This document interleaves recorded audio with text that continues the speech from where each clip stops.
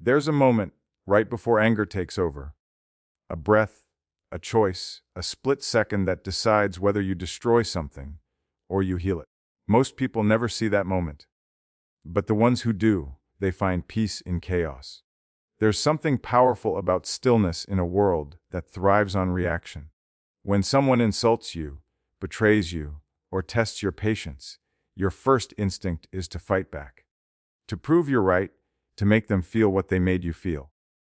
But what if the real strength isn't in the explosion, but in the silence that follows it? What if the calm person in the middle of a storm isn't weak, but the one who truly controls the storm? Every day, life gives us opportunities to lose ourselves, in anger, frustration, or conflict. But some people move differently. They don't let the noise pull them in. They don't waste their energy on chaos. They master it. Today, I want to share with you the secret way I handle anger and conflict. Not by suppressing emotion, but by transforming it into clarity, understanding, and strength. Stay till the end, because this isn't about avoiding confrontation. It's about learning how to win the quiet battles inside your mind before they turn into wars outside of it. When anger begins to rise, it doesn't come gently. It creeps up from somewhere deep, from that place where your pride lives, where your fears whisper, and where your pain hides behind a mask of strength. You feel it in your chest first, that tightening, the rush of heat, the pulse quickening, the world narrowing to that single moment. Most people believe that when they get angry, it happens to them, that anger controls them, that it's automatic and uncontrollable. But the truth is, between what happens to you and how you respond, there exists something powerful, something most people overlook because they've been conditioned to react instead of reflect. It's that tiny pause, that fragile space where choice lives, where control lives, where peace begins. It's almost invisible, but if you learn to find it, it changes everything about how you experience conflict, pain, or frustration. In that pause, you take back your power. You stop being a puppet of emotion and become the director of it. Imagine a scene in which someone says something cruel or unfair to you. Instantly, your body wants to react. Your words sharpen, your voice rises, your instincts prepare for battle. But what if, just for a moment, you inhale instead of speak? What if you let silence exist between their words and your response? That breath becomes a wall between you and chaos. It doesn't mean you're ignoring the situation. It means you're choosing to face it with clarity instead of confusion. The world teaches us that reacting fast means strength, that quick comebacks mean confidence.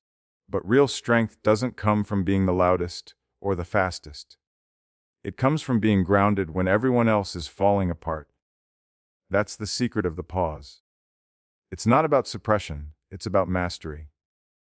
When you pause, you don't push your anger away, you give it room to speak before it starts to scream. Anger is raw energy, and like all energy, it can be transformed. But transformation can't happen when you're lost in it.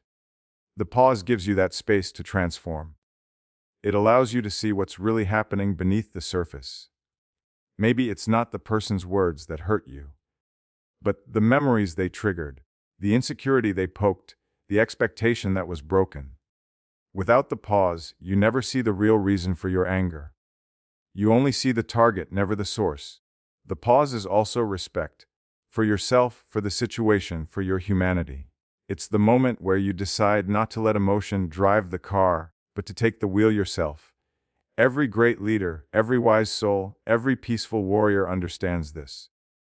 They don't rush into battle just because someone provoked them. They study the battlefield first. They measure the cost. They know that the wrong move made in anger can destroy what years of patience built. When you pause, you give yourself time to see not just what was done to you, but what you can do next that won't add more destruction to the world. There's an ancient saying that you should never make decisions when you're angry, sad, or afraid. The reason is simple. Those emotions are storms, and storms distort vision. You can't see clearly through the rain. The pause is the shelter that lets the storm pass just enough for you to see again. When you pause, you don't give in to the impulse that says, "Tack." You give in to the wisdom that whispers, "Understand." And that's where transformation begins. Because every time you choose to pause, you build emotional muscle.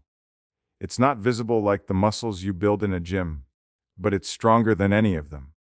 It's the muscle that holds your words, your actions, your peace in place when the world tries to shake them loose. The pause is also an act of defiance. It's saying to your anger, "You don't own me." It's saying to your past, "You can't make me repeat the same mistakes." When someone tries to provoke you, and you respond with stillness, they lose control over you. They can't manipulate you anymore, because you've removed their favorite weapon, your reaction. Most people expect anger to feed anger, but when you offer silence, when you offer calm, it disarms them. They don't know what to do with peace. And in that silence, you regain your authority. It's not easy to find the pause.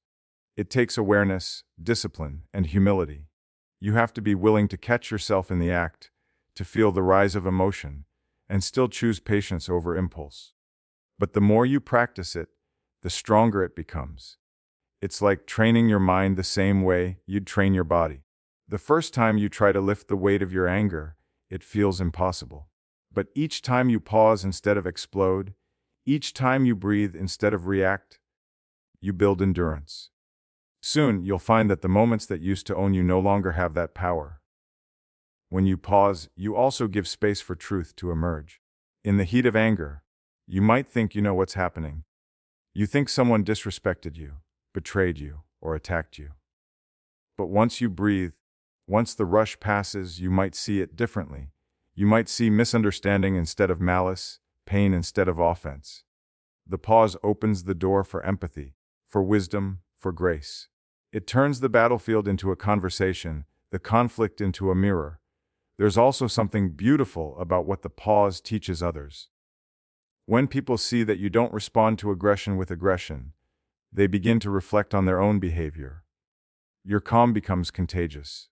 Your silence speaks louder than any argument could. You show that maturity isn't about being unbothered.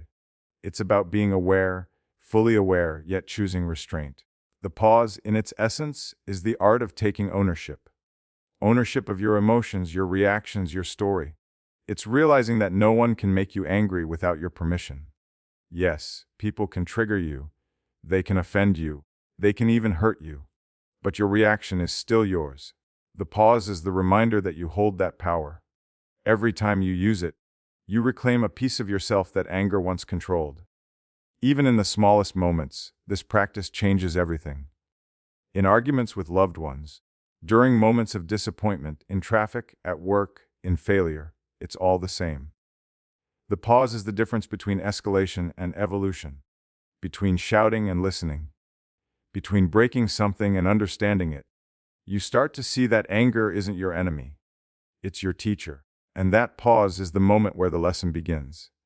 It might seem like a simple thing, almost too simple to matter. But it's in that simplicity where its strength lies. Because the pause isn't loud, it doesn't demand attention, it doesn't seek validation. It just exists quietly, waiting for you to notice it. And when you do, you realize that all the peace you've been searching for doesn't come from controlling the world. It comes from mastering that one sacred second between what happens and how you choose to respond. Understanding over ego is one of the hardest lessons to learn. Because ego disguises itself as strength. It whispers that you're right, that you must defend yourself, that if you don't fight back, you'll look weak or be taken advantage of. It convinces you that every disagreement is a battle and every moment of silence is surrender. But ego doesn't protect you, it traps you. It turns every interaction into a contest and every person into an opponent. It makes you believe that peace is found in winning, when in truth, peace is only found in understanding.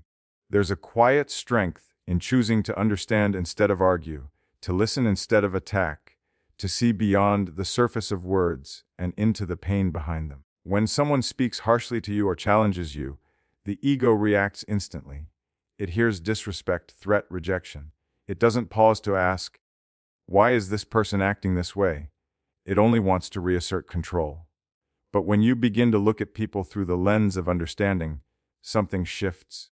You start to see that most conflict isn't personal, it's projection. People often express what's unresolved inside them. Their anger might be pain they never healed. Their bitterness might be disappointment they never voiced. Their aggression might be fear in disguise. The moment you begin to see this, the battlefield in front of you disappears.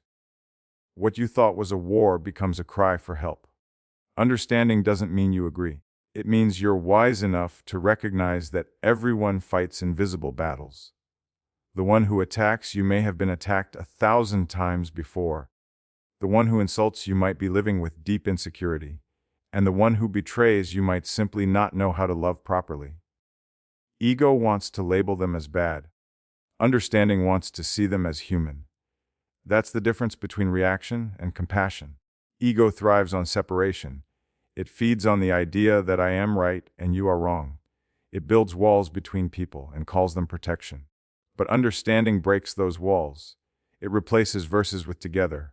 When you start to seek understanding, you stop trying to dominate conversations and start trying to connect through them. You no longer listen just to respond, you listen to feel. You start hearing not just the words, but the emotions behind them. And when people feel understood, their need to fight begins to fade. Most anger dissolves when it's finally heard. In moments of conflict, it's easy to forget that the other person has a story too. You know your pain, your reasons, your side, but they have theirs as well. Understanding is the bridge between two stories.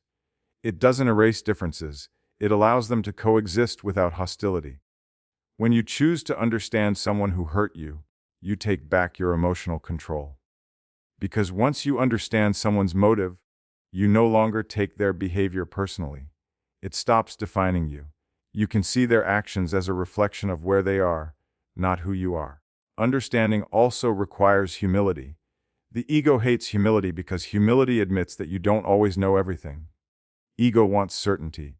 Understanding accepts mystery. It's the difference between reacting to what you think someone meant and actually asking them what they meant. It's the courage to say, "Help me see what you're feeling," instead of, "You're wrong." That small shift changes everything. Conversations that once ended in shouting begin to turn into healing. People who once felt like enemies start to reveal their humanity.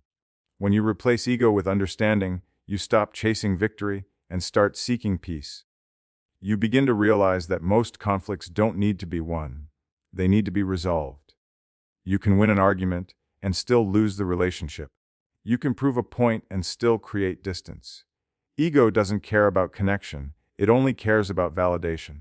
But the moment you start valuing peace more than being right, you begin to feel lighter. It's as if you've stopped carrying the burden of needing to always win. There's something deeply liberating in letting go of the need to defend yourself all the time. Not everything requires a response. Not every attack needs to be answered. Sometimes silence is the most powerful answer you can give, not because you're weak, but because you've grown beyond the need for approval. Understanding gives you that freedom. It teaches you that not every situation deserves your energy. You can observe without absorbing.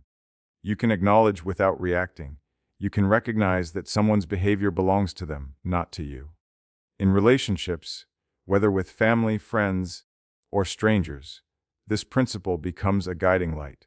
There will always be misunderstandings. There will always be moments when people fail to see your side, when they misjudge your intentions. But instead of fighting to be understood first, choose to understand them first. That's how you break the cycle of conflict. When one person brings understanding to the table, it softens the entire atmosphere. It doesn't guarantee that others will change, but it guarantees that you won't lose yourself trying to change them. Understanding also requires presence. You can't truly understand someone if your mind is filled with the noise of your own defense. To understand, you have to be still.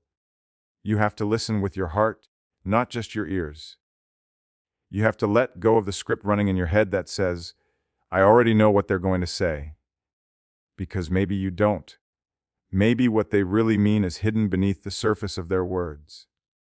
When you slow down enough to feel that, you connect at a deeper level. You begin to realize that every person is just trying to be seen, to be valued, to be heard. And when you give them that, You don't just resolve conflict, you restore humanity. Ego isolates. Understanding unites. The more you practice it, the more you notice that anger and compassion can't coexist in the same breath. You can either try to prove you're right, or you can try to understand why the other person feels wronged. You can't do both at the same time. Understanding transforms not only how you deal with others, but also how you deal with yourself.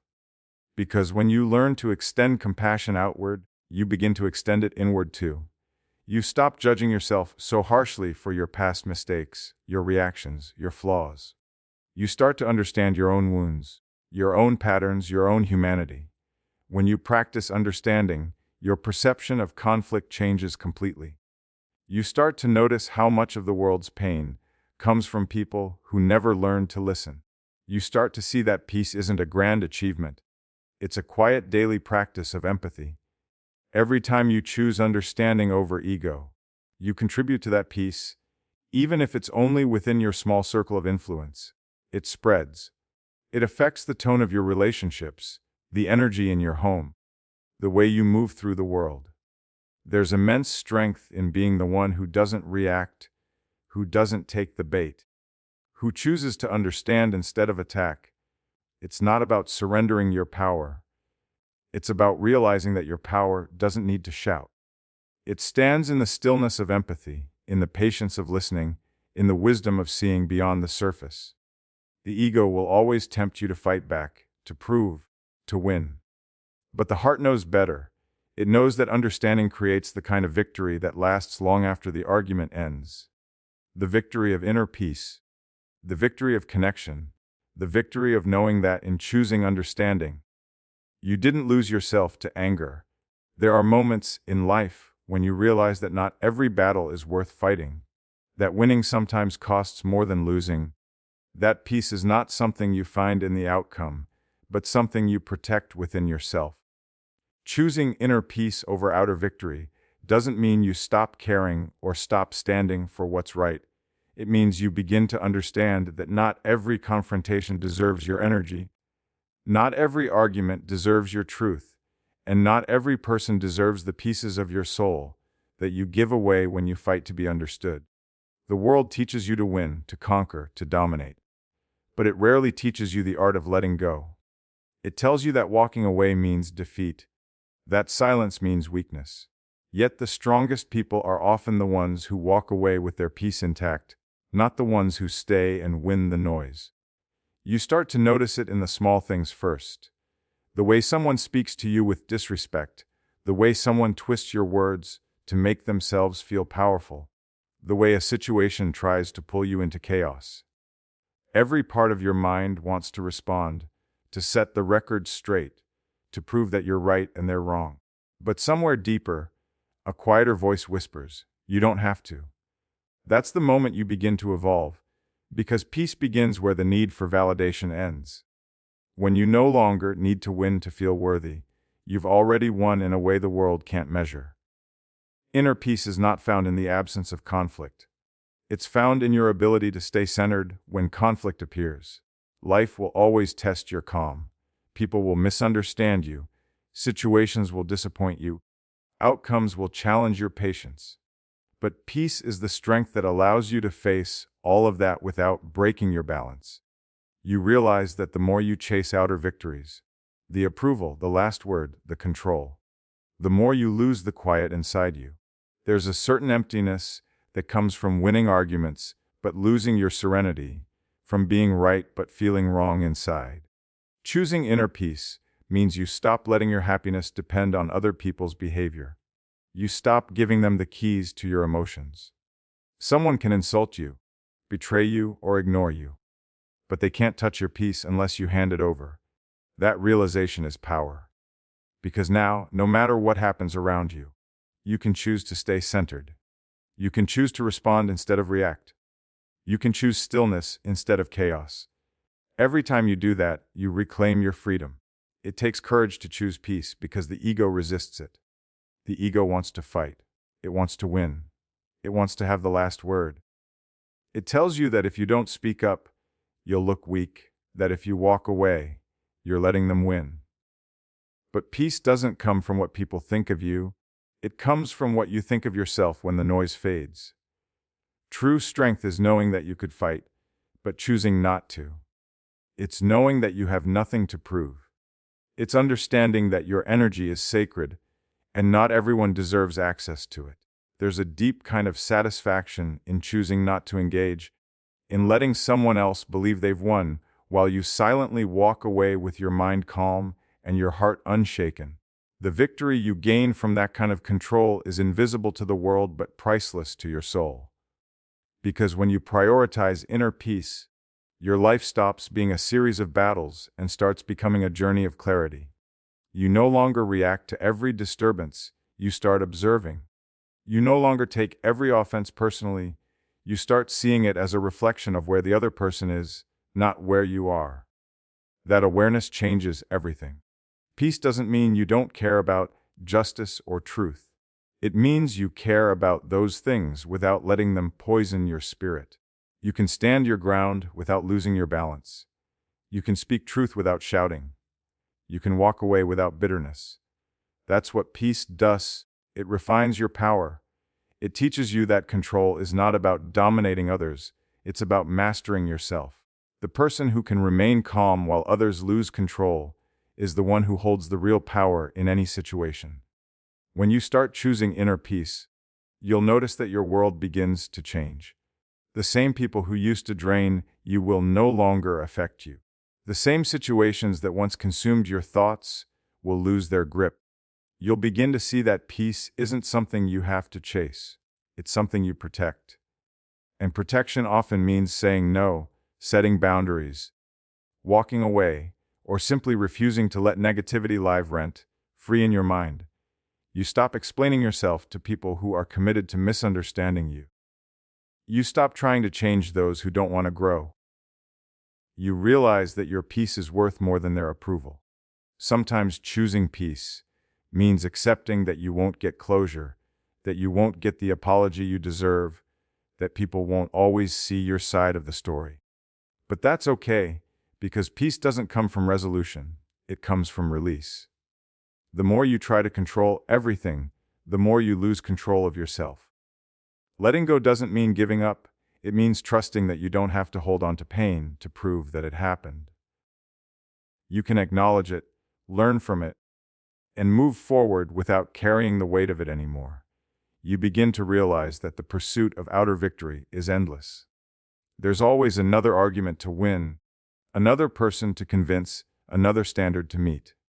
But the pursuit of inner peace leads you inward, to a place where nothing external can disturb you. When you live from that space, your reactions slow down, your words soften, your energy becomes calm. You start to attract experiences that reflect that calmness. Life stops feeling like a fight and starts feeling like flow. There's a quiet kind of wisdom in understanding that walking away isn't always weakness. It's sometimes the highest form of respect for yourself. You respect your energy enough not to waste it on chaos. You respect your growth enough not to go back to old habits. You respect your peace enough to protect it at all costs. That kind of strength doesn't roar, it whispers. It doesn't need recognition because it's not for anyone else to see. It's for you to feel. When you choose inner peace, you start to look at people differently. You stop seeing them as enemies or competitors. You see them as human beings, each carrying their own pain, their own struggles, their own stories. You stop taking things personally because you understand that what others do is a reflection of them, not of you. That understanding makes forgiveness easier, empathy deeper, and relationships more authentic. The greatest victories you will ever achieve won't be the ones others applaud. They'll be the ones no one sees. The moment you decide not to argue, not to retaliate, not to let anger dictate your actions. The moment you choose peace over pride. That choice doesn't make you smaller, it makes you infinite. Because peace expands everything. It gives you clarity, patience, and strength that no external victory could ever provide. And as you continue to choose it, again and again, you begin to realize that the world outside you will never be perfectly calm, but the world within you can be. And when that happens, you stop needing to win the noise because you've already mastered the silence. Anger is a strange emotion. It arrives fast, it burns hot, and it makes you believe that in that moment, you are completely right. It tells you that you've been wronged, that you deserve justice, that someone needs to pay for the pain you feel. But anger, when you look closely, is not a monster. It's a messenger. It doesn't appear to destroy you, it appears to teach you. It's a signal from deep inside, pointing at something unresolved, something unhealed, something that still needs your attention. The mistake most people make is fighting the anger instead of listening to it, reacting to it instead of understanding it. When you learn to sit with your anger instead of feeding it, something powerful begins to happen. You begin to see that anger isn't who you are, it's a reflection of what you haven't yet made peace with. The first step in transforming anger into awareness is to stop labeling it as bad. Anger itself isn't the problem, it's what we do with it that determines whether it becomes destructive or transformative. Anger is a natural response to injustice, to disrespect, to betrayal. It tells you when your boundaries have been crossed or when your values are being violated. But when you act on it without awareness, it becomes chaos. When you observe it with awareness, it becomes wisdom. Instead of asking, "How do I get rid of this anger?" ask, "What is this anger trying to show me?" That simple question changes everything. It turns the emotion into information. When you get angry, your body reacts first. Your heart rate increases, your breathing shortens, your muscles tense. It's your mind preparing for battle, a survival mechanism passed down through generations. But you are not living in the same environment your ancestors did. You no longer have to fight predators to stay alive. Yet your body reacts as if every disagreement or insult is a threat to your existence. Awareness means recognizing this pattern and stepping out of it. When anger rises, awareness allows you to pause and observe it like a wave passing through you. You can feel the energy without drowning in it. You can acknowledge its presence without letting it take control. The moment you bring awareness into your anger, it loses its grip. You begin to see what lies underneath it. Maybe your anger is rooted in fear, the fear of being misunderstood, disrespected, or forgotten. Maybe it's sadness wearing armor. Maybe it's disappointment that you never learned how to express in a healthy way. When you start peeling back those layers, you realize that anger is often a secondary emotion. It's not the first feeling, it's the mask that hides the real one. Awareness gives you the courage to look beneath the mask, to face what's really hurting. That's where healing begins. Anger also reveals your triggers, the emotional buttons that people or situations press without you realizing it. Awareness helps you trace those triggers back to their origin. Maybe someone's words remind you of a time when you felt powerless.